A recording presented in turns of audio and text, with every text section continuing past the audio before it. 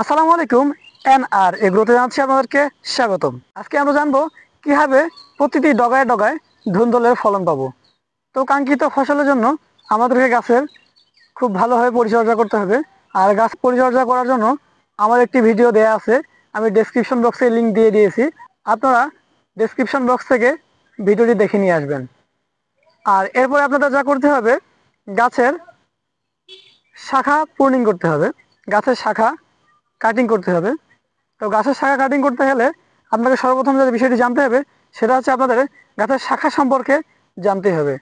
গাছের শাখা সম্পর্কে জানতে গেলে অবশ্যই জানতে হবে বীজ থেকে যে প্রথমে যে গাছটি বের হয়েছে সেটাকে কি শাখা বলা হয়।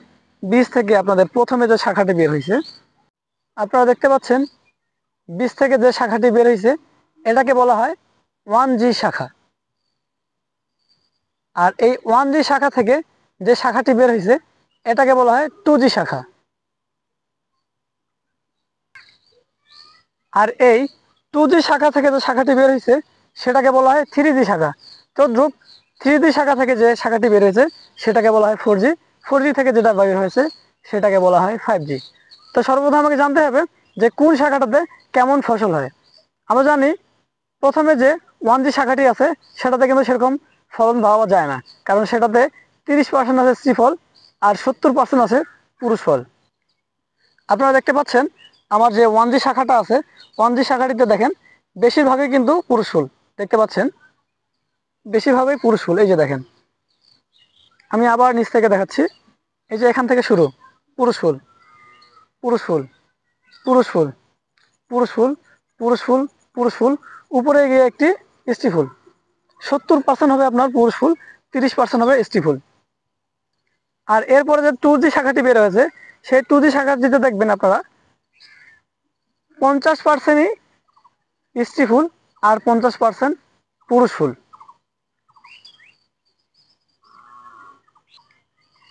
তারপর আপনার 3G শাখাটিতে যে 3G শাখাটি বের হবে সেই 3G শাখাটিতে হবে আপনার 70% স্ত্রী ফুল আর 30% পুরুষ ফুল। তদ্রুপভাবে বাড়তে বাড়তে একসময় দেখবেন আপনার 90% স্ত্রী ফুল চলে আসবে আর 10% আসবে পুরুষ ফুল। তো চলুন দেখে আসি কিভাবে আমরা শাখা কাটিং করব। শাখা কাটিং করবো আমরা সর্বপ্রথম যে 1G শাখাটি আছে সেটি। তো 1G শাখাটি কাটিং করার জন্য আমাদের 1G শাখার যে এই যে মাথাটা আছে, নরম মাথাটা, এটাকে আমরা কেটে দিব। তো শাখা কাটার জন্য অবশ্যই আমরা অনেকে দেখি নখ ইউজ করে। আসলে আমরা সবাই জানি নখে কিন্তু অনেক প্রকার জীবাণু থাকে, কারণ আমরা ছোটবেলায় একটা কবিতা পড়েছিলাম, নখের ভিতর রোগের ভাষা।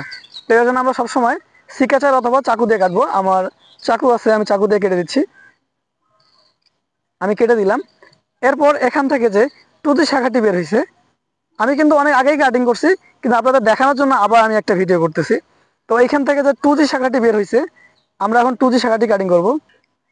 আপনারা দেখতে পাচ্ছেন আমার 1G শাখা থেকে এই যে 2G শাখাটি বের হয়েছে। একটা জিনিস মনে রাখবেন যে একটা গাছে যেন কমের পক্ষে 10টা পাতা থাকে, মানে একটি শাখায় যেন 10টি পাতা থাকে। 10টি পাতার পরে আপনারা কাটিং করবেন। তো আমি এখন 2G শাখাটি কাটিং করে দিচ্ছি।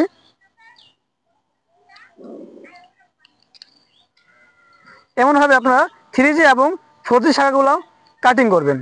তো দর্শক, আজকের ভিডিও এ পর্যন্তই। এখানে আপনারা কৃষি করে কাঙ্ক্ষিত ফসল ফলান।